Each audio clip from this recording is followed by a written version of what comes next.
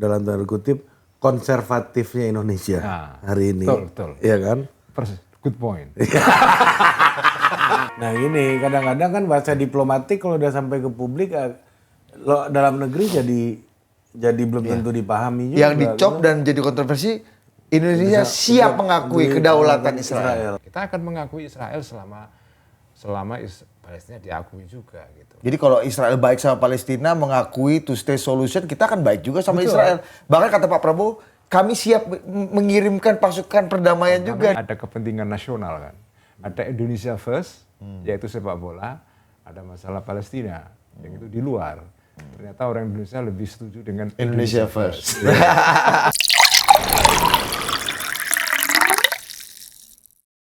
Oke, kita kembali lagi di Authority bersama lesehan Gus Ulil dan ini tadi sempat menyinggung tentang Ousmane Dembele yang membawa piala ke tengah-tengah lapangan tenis setelah Roland Garros. Setelah puasa berapa puluh tahun? Setelah hampir 22 tahun ya, Prancis tidak dihinggapi oleh si kuping besar. Si kuping besar. Piala Champions. Tadinya terakhir Olympique Marseille. Itu di situ skuadnya ini gue baru riset ini Paten. Nantilah panjang ya kan. Iya, gue lebih nyari ini kan. Ya, Michel Desailly. Ya, terus yang ini legend di situ. Iya, bentar ya. Susah Gus. Itu skuad 98 itu kan yang juara dunia. Mostly kan? itu. Dari situ kipernya namanya Fabien Barthez. Fabian Barthez. Backnya namanya Marcel Desailly. Ya, ini yang terkenal aja ya. Fabian Bar bacaannya. Iya. Terlalu rumit ya Ari Putra ya, belum tentu benar juga nanti ya. Dan ini memang warga Paris sekarang lagi pesta pora. Tunggu masih ada tuh. Strikernya namanya Alan Boksic. Yang akhirnya ke Lazio. Ada jenderalnya Jerman. Waktu itu memenangi Piala Dunia 90, namanya Rudi Voller. Wah, strikernya. Keriting itu. Dan kumisan ini. Kapten dari segala kapten dari tim Olympique Marseille, Didier Deschamps. Didier Deschamps Marseille. Iya. Bahkan Dugarry belum masuk sini kawan. Dugarry di Bordeaux. Oh, Bordeaux. Bersama Zinedine Zidane. Oh iya. Jadi ini setelah 20 tahunan. Pokoknya warga Paris sekarang lagi gembira. Pertama karena PSG. Kedua karena ini kan sekarang ada event besar di Paris yaitu Roland Garros, salah satu seri tenis bergengsi Grand Slam. Paris Open sekarang. Yang tanah liat ya? Tanah liat. Tanah ini ya. Namanya clay. Oh yang biasanya Nadal menang tuh. Nadal 16 kali menang di situ. Dan sekarang ini di cabang perempuan salah satu pemain tuan rumah Perancis masuk sampai ke quarter final. Pertama kali setelah untuk perempuan ya. Setelah lama sekali. Sekarang ada pemain tenis perempuan Prancis masuk ke quarter final namanya Loïc Boisson. Dulu siapa yang paling paten tuh? Dulu yang paling paten sebelum ini ada namanya Garcia. Awalnya lupa saya. Tapi itu sudah pudar lama, kemudian baru muncul sekarang ya. Seneng banget nih orang Paris ini. Iya. Apalagi di bolanya juga udah lama juga nih, bolanya ya kawan ini ya. Dan ini musim depan itu adalah musim pertama Paris itu punya derby di Ligue 1. Paris FC sama PSG. Oh, Paris FC itu ada lagi? Ada, dia baru promosi tahun ini. Kayak dulu ada kita punya Persija sama Persijatim ini ya. Ini stadionnya sebelahan. Ini City sama MU lah ya. Iya, kalau City sama MU gak jauh, ini kayak Liverpool sama Everton lah. Oh, Liverpool Everton. Iya kan atau Merseyside kan dipisahkan oleh Merseyside ini kan. Spurs Arsenal gitu ya. Menteng sama Lebak Bulus lah ya. Iya, ini enggak ada hadapan gue, sebelahan. Sebelahan lapangan. Agak mirip dengan di Lisbon, agak dekat kan jaraknya. Agak dekat. Antara ini lebih dekat lagi. Dalus sama siapa? Sama Juan Verde apalah gitu namanya. Lupa gue. Ini Sporting itu nggak begitu berkesan. Dan tidak hanya dua itu Gus. Tadi apa? Satu ada Roland siapa? Roland Garros. Iya, satu Roland Barthes kan. Iya, satu lagi PSG juara Piala Champions. Satu lagi yang membuat warga Paris sangat-sangat kuku dan agak antusias. Kemarin ada tamparan maut ibu negara kepada Presiden Macron ini kan. Iya. Di pesawat kan? Di pesawat. Menjelang turun. Iya, itu tamparan saya kalau dari segi spiritual itu Tamparan sayang, tamparan Kata Macron cemburu sih, atau? kata Macron kami sedang guyon sama istri. Iya, iya, iya. Dan beliau ini kan guru TK-nya dulu. Ya. Guru TK-nya. Iya. Iya, iya. Ya, tapi menarik itu Macron kemarin kesini kan. Kapan kekerasan kayak gitu boleh dilakukan? Iya. Berarti dosa agak berat itu. Satu-satunya orang yang bisa menampar presiden tuh kayaknya kan. Tapi rame juga di Indonesia soal Presiden Macron adalah ketika berkunjung ke Candi Borobudur, ada adegan yang sudah lama sebenarnya kita pun pasti ketika ke Borobudur pada waktu itu kita pasti mencoba juga memasukkan tangan ke dalam stupa ini kan, dan kemudian tuh dianggap udah nggak kena cancel lah. Kalau zaman dulu mungkin bagian dari pencapaian, sekarang kena cancel meskipun pada prosesi itu kalau aku lihat ada juga biku-biku yang juga mendampingi gitu, menjadi guide lah dalam prosesi melihat Candi Borobudur itu. Anda melihatnya gimana? Ya, anyway, pokoknya seneng lah kita Macron kemarin ke sini karena ya kan sempat ada ketegangan antara Prabowo dengan Macron ketika Prabowo ke Perancis kan soal kelapa sawit kan. Kemudian Prabowo mengatakan saya nggak peduli kalian mau beli kelapa sawit atau tidak, saya mau jual sendiri, mau bikin untuk biofuel. Iya, biofuel. Nah sekarang hubungan diplomatik antara dua negara besar ini bagi saya sih penting lah ya. Buat Pak Prabowo juga penting juga, penting sekali itu. Apalagi kemarin waktu kunjungan ke sini Prabowo melontarkan statement yang kemudian jadi kontroversi kan. Apa tuh? Akan membuka hubungan diplomatik dengan Israel kalau Israel mau mengakui Palestina. Ya, itu kan teorinya two state solution. Two state solution. Tapi kan ini kemudian diolah. Dicop ya. Dicop dan ditwist menjadi alat untuk ya biasalah omongan dalam media sosial kan selalu gitu. Anda mendukung Israel. Dan itu kan bukan hal baru ya. Kalau dari tahun 50-an kalau kita lihat perjuangan kemerdekaan Palestina itu adalah perjuangan bangsa Arab tadinya kan. Islam habis itu berubah jadi perjuangan bangsa Arab, habis itu muncul two state solution, habis itu tumbuh lagi muncul PLO segala macam tuh kan. Metode perjuangannya berkembang terus sebenarnya. Ini bukan hal yang stagnan kan. Dan statement negara untuk memperjuangkan two state solution itu kan bukan hal yang juga salah secara dan itu posisi diplomasi. kita dari dulu sebetulnya. Posisi kita dari dulu kan mendukung. Bung Karno juga ngomong gitu kan. Bung Karno begitu, semua presiden Republik Indonesia juga mengatakan begitu. Dan ya kemarin dukungan dari berbagai pihak kan muncul ya.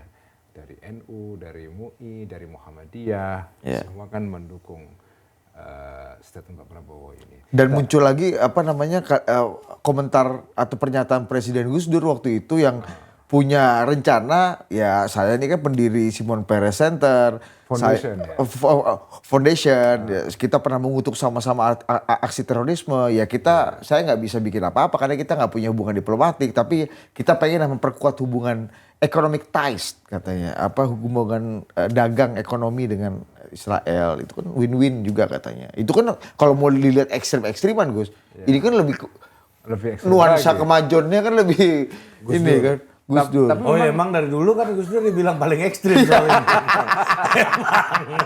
Iya. Cuma jangan lupa. One day kata Gus Dur. Jangan lupa yang dikunjungi Gus Dur itu tokoh Israel yang justru dibenci oleh kalangan radikal atau ortodoks, orang Yahudi ortodoks di Israel kan. Kan dia dibunuh, Shimon Peres kan. Iya. Enggak, yang dibunuh Yitzhak Rabin. Yitzhak Rabin, sorry ya. Oh iya Yitzhak Rabin ya. Tapi tokoh yang dikunjungi Gus Dur itu bukan tokoh yang seperti Netanyahu sekarang. Tokoh yang sebetulnya sangat terbuka. Ya, Shimon Peres pun kan juga tokoh moderat sebenarnya kan. Ya. Gus. Nah jadi, sekarang kita menghadapi presiden yang memang berbeda sekali. Ini Netanyahu ini memang ya kacau memang. Bahkan di Israel sendiri kan dia menghadapi protes yang luar biasa dari bangsa Israel sendiri karena dianggap sudah keterlaluan. Nah, saya kira statement Pak Prabowo itu tepat sekali dilontarkan di depan Macron. Pada saat sekarang ini negara-negara Eropa Barat, terutama Prancis, Jerman, dan beberapa negara Eropa yang lain, terutama 2 ini, sedang bergerak menuju ke arah diplomasi yang berbeda kan. Mereka justru menekan Israel supaya menghentikan invasi. Mereka sudah mulai mengarah kepada penggunaan istilah genosida di Gaza sekarang ini. Jadi sekarang arah Eropa Barat itu kan menekan Israel supaya menghentikan kebrutalan ini. Karena mereka kepengen berbeda dari Amerika Serikat di bawah Trump. Exactly. Ini Karena mereka juga sedang bermusuhan dengan dengan Amerika. di belakangan Gus Ulil katakan, ditanya sama BHM tadi, Anda ini pendukung Trump ya? Oh, saya mengerti dan banyak mendukung, kecuali soal Palestina. Kalau soal Palestina saya tetap mendukung Palestina dan tidak setuju dengan kebijakan Trump akhir-akhir ini. Apa ide dan kebijakan Trump soal Palestina dan Israel yang paling berbahaya menurut Anda? Ya, menurut saya yang paling berbahaya justru kebijakan Trump di dalam negeri Amerika Serikat sendiri. Jadi sekarang ini gelombang simpati masyarakat Amerika kepada Israel itu sedang tinggi-tingginya. Juga di Eropa Barat ya. Kepada Israel apa berapa? Kepada Palestina. Simpati bangsa Amerika. Beda nih artinya Gus. Simpati kepada Palestina ya. Iya. Mendukung perjuangan bangsa Palestina itu sekarang sedang naik luar biasa, drastis sekali. Itu orang liberal apa orang konservatif yang banyak mendukung Palestina? Kebanyakan tentu orang kiri ya. Orang liberal. Orang liberal ya, orang kiri lah. Orang woke tadi itu. Dalam hal ini saya setuju dengan orang. Ini multiple maslahat. Iya kan? Orang-orang Harvard ini Gus, Harvard ini ya. Iya kadang-kadang kan kita nggak semuanya ideologis. Betul. Iya. Kemeja sama jas mungkin kita cocok, tapi jangan-jangan kita nggak perlu pakai dasi kan gitu. Iya, atau kupu-kupu. Dasi kan. kupu-kupu. Ada kayak Pak Bang Daniel Anzar pakai jas dari kupu-kupu dan sarung. Iya kan? Cocoknya di situ. Cocoknya di situ kawan ini kan. Iya udah. Ya udah lah mau apa ya. Iya sama kayak Gus Ulil. Dalam kasus Trump soal Palestina. Ya saya nggak setuju. Saya nggak setuju.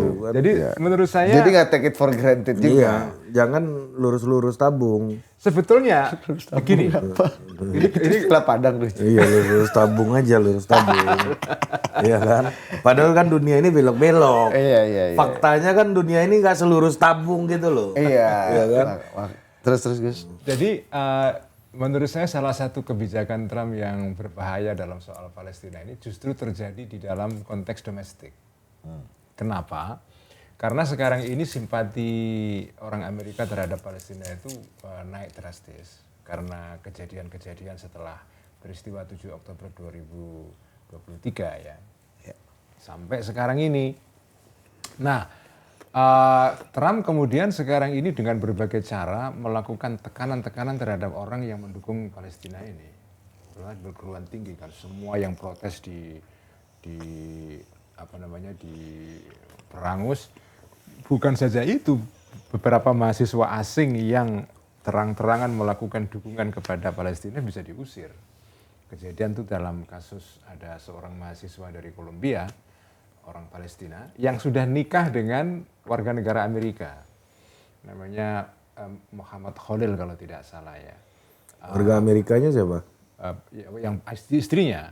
Nah dia dapat... Ibu Muhammad Khalil Bos. Dia, Bu Khalil di Arisa tuh Bu Khalil ambil dulu kocokannya. Bu Khalil kan.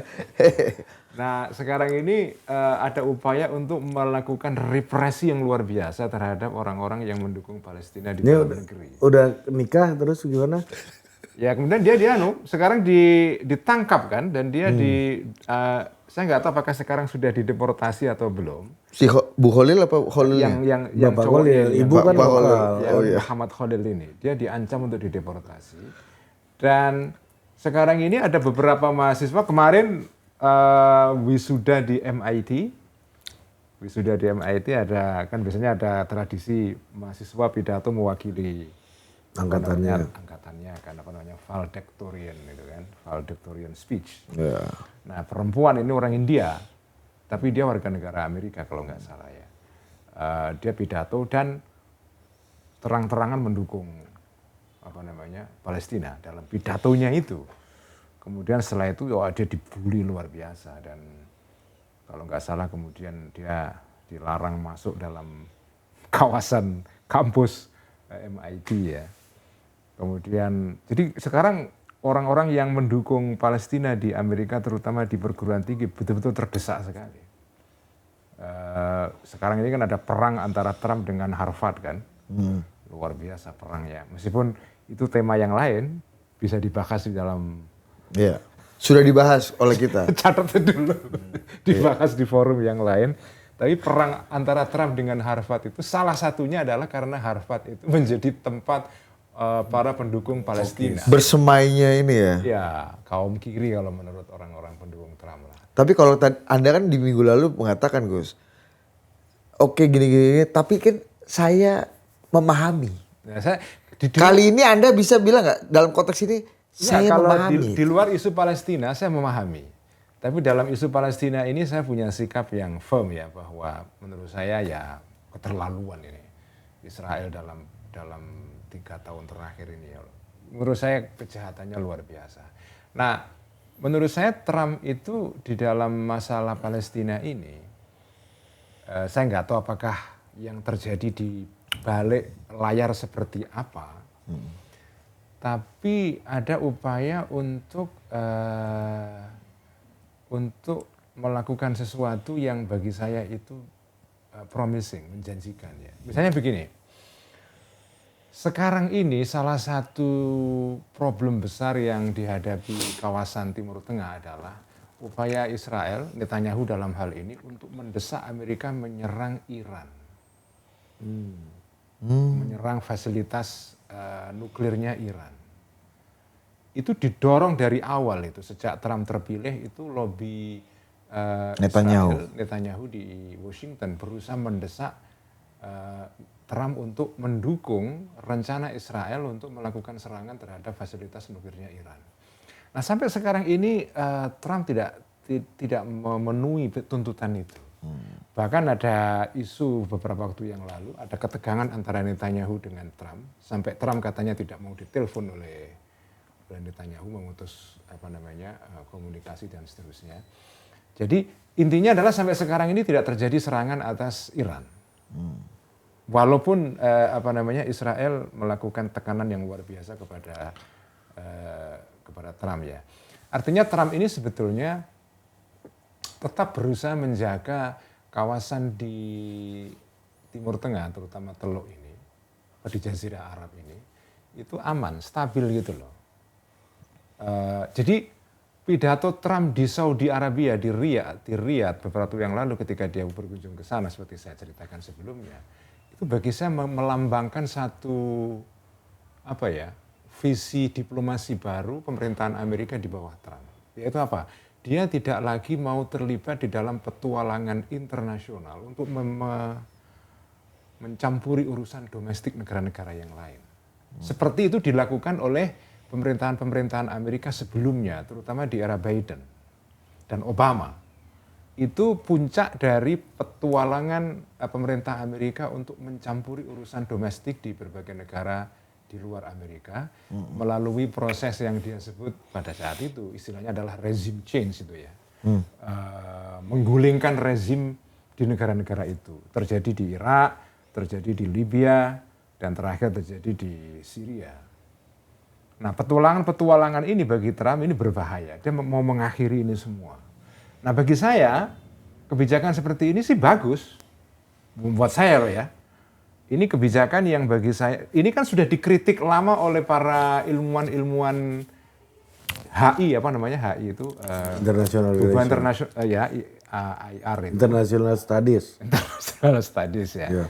Nah, itu kan sudah banyak dikritik itu kebijakan Amerika yang seperti kebijakan yang sering selama ini disebut sebagai kebijakan kaum neokon. Neokon tuh? Ya, neokonservatif. Neokonservatif. Pokoknya yang penting adalah Paul Wolfowitz ya. Nah, jadi Trump ingin mengakhiri ini semua dan membawa satu visi diplomasi baru di mana Amerika hanya ngurusi urusan domestik. Nah, bagi saya ini perkembangan yang positif untuk Palestina.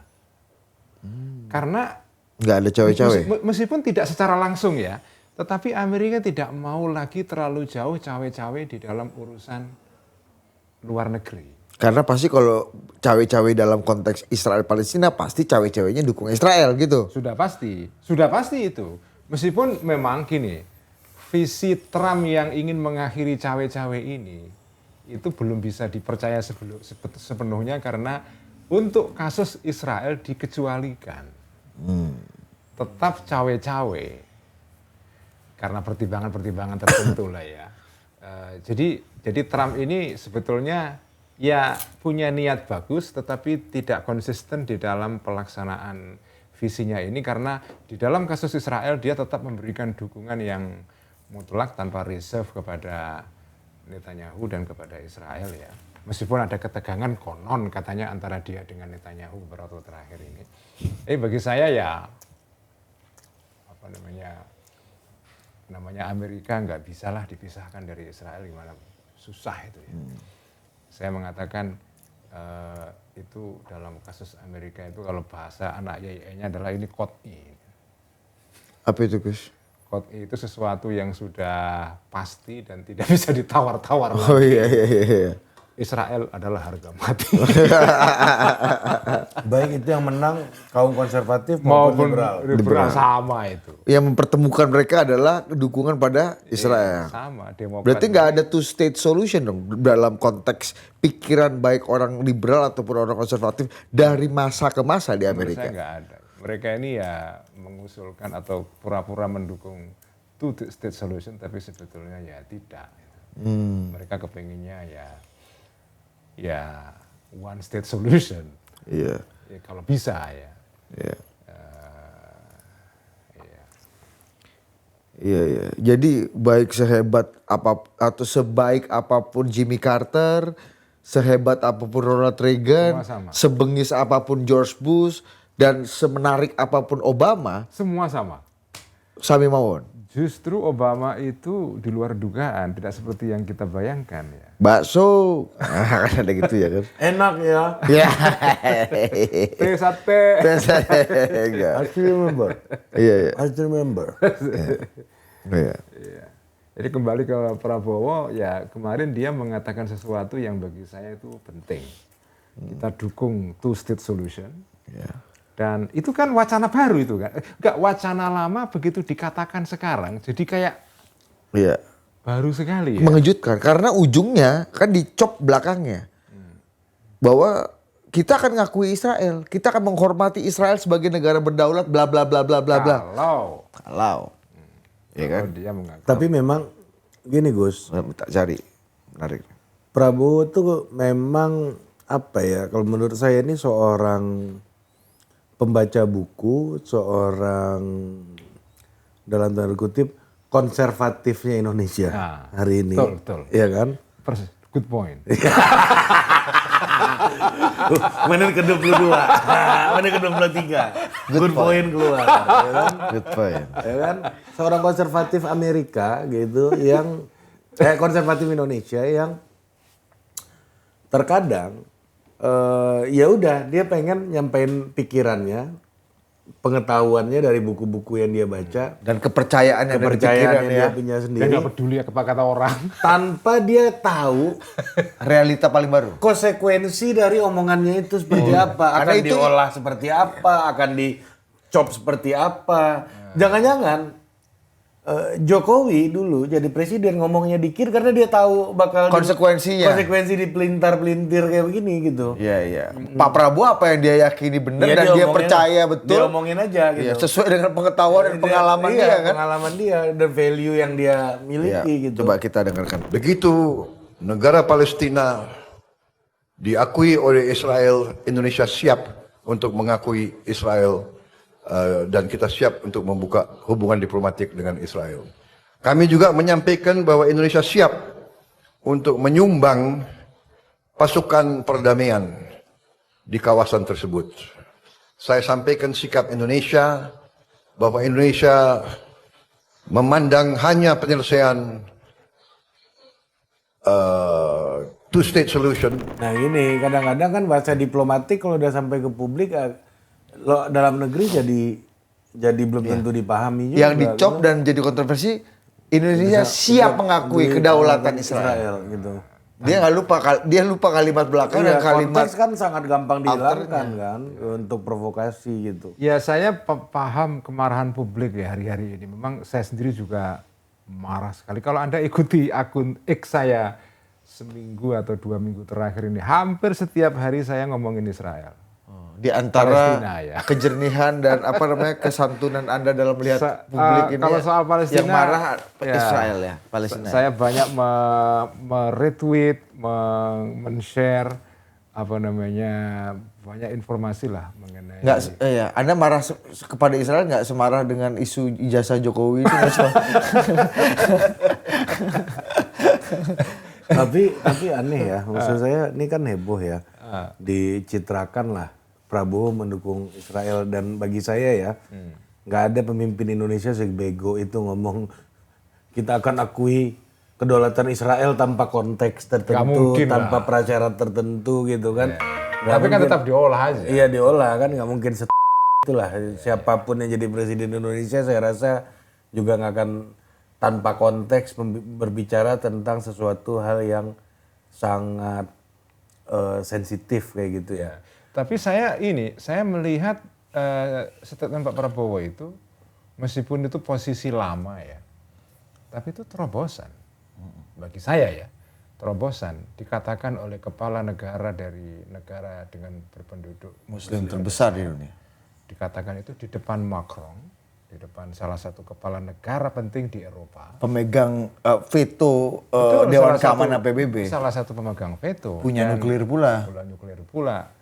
Dan punya PSG. Nah, jadi menurut saya statement itu penting. Bagi saya itu sesuatu yang penting karena juga kalau bagi saya ya ada unsur edukasi publik juga. Ya. Bahwa publik harus tahu bahwa posisi kita itu two state solution. Jangan marah-marah soal Israel toh. Ya. Harus tahu konteks besarnya juga bahwa ya. Kita juga punya posisi yang rasional dalam soal Palestina Israel ini. Kita akan mengakui Israel selama Palestina diakui juga gitu. Jadi kalau Israel baik sama Palestina, mengakui two state solution, kita akan baik juga sama Israel. Bahkan kata Pak Prabowo, kami siap mengirimkan pasukan perdamaian juga di kawasan. Nah itu kan bagi saya langkah yang bagi saya bagus ya. Politically correct nggak tuh? Dalam konteks bagi para pembenci Pak Prabowo dan Jokowi ya itu politically incorrect. Tapi gini, Gus, yang pembenci ini kan sebagian besar ini pendukung capres yang menolak Israel ini kan? Iya betul. Masih ada kelanjutan. Kalau Mas Anies kan abstain. Kan nggak ada statement waktu itu. Malah, Mas Ganjar. Udah duluan. Dan yang menarik pernyataan Dr. Kolonel Trimedia Panjaitan kemarin ya di Total Politik ya. Bahwa salah satu yang bikin pemilih PDI Perjuangan lari, PDI Perjuangan ini adalah rumah yang sangat nyaman bagi minoritas. Kelompok minoritas. Dan statement itu membuat kami tidak nyaman. Dia bilang, gue ini kan gembala di KKBP gue ini kan. Kita ini semuanya ke Yerusalem sana Tuhan gua bro. Umroh kita ke Yerusalem. Iya kan. Tiba-tiba kok tidak ada sikap PDIP seperti itu. Dan PDIP rumah yang nyaman bagi kelompok minoritas, masalah itu. Termasuk pendukung Israel. Iya. Maksud saya adalah Gus, ya itu kan penolakan Israel dulu, tapi waktu itu malah dihantam balik kan. Karena Piala Dunianya gagal ini kan. Iya ya, betul ya. Di situ pendukung Indonesia lebih rasional ya Gus dalam melihat konteks ya atau gimana? Iya. Ya, di situ karena sama-sama nih objeknya sama-sama Israel Gus. Sama-sama Israel, cuma kok ketika itu newspacknya adalah bola. Iya, sesuatu yang menjadi kecintaan hampir seluruh orang Indonesia kan. Iya, dan mempersatukan tadi liberal dan konservatif. Jadi ini ada PKS dan PDI bersatu dalam bola kan. Jadi di sini kalau saya menyebut ya ada kepentingan nasional kan. Ada Indonesia First, yaitu sepak bola. Ada masalah Palestina, yang itu di luar. Ternyata orang Indonesia lebih setuju dengan Indonesia First. Oh gitu konteksnya Gus ya. Kalau ini nggak ada Indonesia First ya soalnya. Ya. Nggak ada Indonesia First-nya. Iya. Nah ini Gus izin, lagi-lagi kan tadi kita membahas Pak Prabowo. Saya mau kembali ke tadi saya sebut Gus Dur. Ya ini maju juga, kemajuan juga kalau bahasa Ari dalam pada zamannya. Kita dengar dulu. The killing of innocent people through terrorism. So because of this, and I regretted that I cannot go to Israel this time, but I hope that in the future we'll be able to go there. But of course, don't think that I will open diplomatic relationship with Israel. It's different thing, you know. Going there and having diplomatic relationship is different. maybe we'll have first time economic ties, economic cooperation, or economic contacts. In that way, then the state will have a maybe free trade mission there or here. I don't know. Yeah, because still other Arab countries do that also. Morocco and Oman is like that. So that's what we'll do with the Israelis. Kurang lebih gitu. Ya, jadi Gus Dur membuka kemungkinan hubungan dagang dengan Israel. Ya pakai Permendak kan. Ya, Economic ties. economic ties Seperti karena, negara-negara Arab lainnya. karena negara Arab juga melakukan itu sudah banyak gitu. Ya, sudah banyak gitu. Ya, Ini lebih maju nih daripada pernyataan Pak Prabowo mengakui Israel kalau Israel mau mengakui two state ini solution. tahun 2000. disampaikan Gus Dur tahun 2000 ya. Tapi juga kita harus lihat memang momennya ya. Momen hari-hari ini memang momen di mana semua orang marah ya karena Israel ini, karena kebrutalan Israel ini, sehingga setiap pernyataan yang agak menjorok mengarah untuk memberikan ruang kepada Israel pasti akan jadi bermasalah, pasti akan diserang itu. Saya paham kemarahan publik di dalam media sosial yang mengkritik Pak Prabowo ini ya, karena memang situasinya seperti ini. Separah itu. Ya, memang Konteks waktu itu nggak Gus Dur ngomong itu menurut mungkin saya nggak pada sebrutal tahun 2000 itu. tidak sebrutal sekarang ini. Ini memang kebrutalannya luar biasa, karena ya sekarang di Israel ada konteks domestik yang berbeda juga. Yang menjadi Perdana Menteri sekarang adalah Netanyahu. Dan Netanyahu ini betul-betul hawkishnya udahlah sampai ekstrim lah ya. Luar biasa itu. Jadi saya bisa paham lah. Meskipun kita tetap mengatakan bahwa pernyataan Pak Prabowo itu rasional, masuk akal, dan sebetulnya posisi kita dari lama. Ya memang itu nature-nya kita ya kayak gitu. Oh, ini aku langsung nyari di ChatGPT. Perdana Menteri Israel pada tahun 2000 ketika Gus Dur ngomong gitu adalah Ehud Barak. Ehud Barak ini pimpinan dari Labour Party. Ehud Barak terlibat dalam perundingan damai Camp David tahun 2000 bersama Presiden Bill Clinton dan pemimpin Yasser Arafat. Jadi dia justru pengen melanjutkan perjanjian Yitzhak Rabin dan Arafat. Persis, ya. Pada waktu itu Camp David juga. Jadi memang ini tokoh yang mencoba rekonsiliasi Partai buruh juga. dia kan. Iya, Dia iya. Partai buruh. Memang posisi Partai Buruh kalau di Israel selalu lebih pro perdamaian, bersedialah kompromi dengan Palestina ya. Tapi kan sekarang ini yang dominan adalah Partai Likud dan koalisinya yang ultra ortodoks kan. Sangat ultra ortodoks sekali. Ada beberapa partai-partai kanan Israel namanya dalam bahasa Yahudi saya nggak hafal ya. Tapi itu banyak. Jadi sekarang ini memang koalisi partai yang berkuasa di Israel sekarang adalah koalisi partai yang memang ya haus perang, warmongering luar biasa. Nah, jadi kita paham kenapa publik marah seperti hari-hari ini. Saya sendiri juga marah luar biasa. Tapi Pak Prabowo menyatakan hal seperti itu pada hari-hari ini bagi saya bagus. Itu timely, waktunya pas, sekaligus edukasi publik itu. Kita boleh marah tapi tetap harus rasional. Posisi kita kayak gini. Kayak gini gitu. Itu bagus lah. Jadi membawa narasi soal Palestina dari sebuah hal yang kampanye demagogis dalam tanda kutip, ya kan, yang jargonistik itu ke arah sebuah strategi politik internasional gitu kan. Karena Ini state policy kita kayak gini kan. Jadi gitu. bukan politik asal anti lagi ya. Asal anti Israel, asal pro Palestina. Meskipun kalau Anda ngomong dengan para diplomat, ya, saya ngomong dengan beberapa diplomat teman-teman yang di Kemenlu ya mereka tahu situasinya tidak semudah yang kita bayangkan. Misalnya kalau Israel mengakui Palestina, maka kita akan bersedia mengakui Israel dan membuka hubungan diplomatik dengan Israel. Itu memang ya tidak semudah itu. Tapi idealnya itu. Iya, tapi kan begini, harus dipahami Pak Prabowo itu bertindak secara politik. Ya. Tidak secara diplomasi. Diplomasi urusan lain.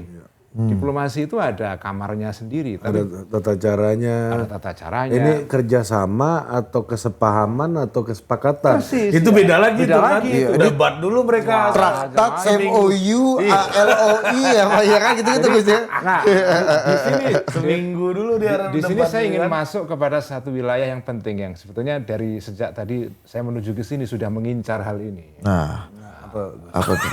Apa Gus? Iya. Ya itu begini. Jadi banyak orang menilai pernyataan kepala negara atau presiden atau ketua partai atau apa ya. Itu kadang-kadang lupa menempatkannya secara tepat. Jadi presiden itu ketika dia membuat satu statement itu juga maknanya itu macam-macam. Misalnya statement soal Palestina ini harus kita lihat sebagai statement politik. Jadi ini posisi politik Indonesia. Kita tahu diplomasi di balik itunya rumit. Ya. Tapi ini statement politik. Ini memberikan semacam message, pesan kepada pihak partner kita di Eropa maupun di Amerika. Ini posisi kita. Dan juga kepada Israel. Sama dengan pernyataan Pak Prabowo hari-hari ini soal LSM.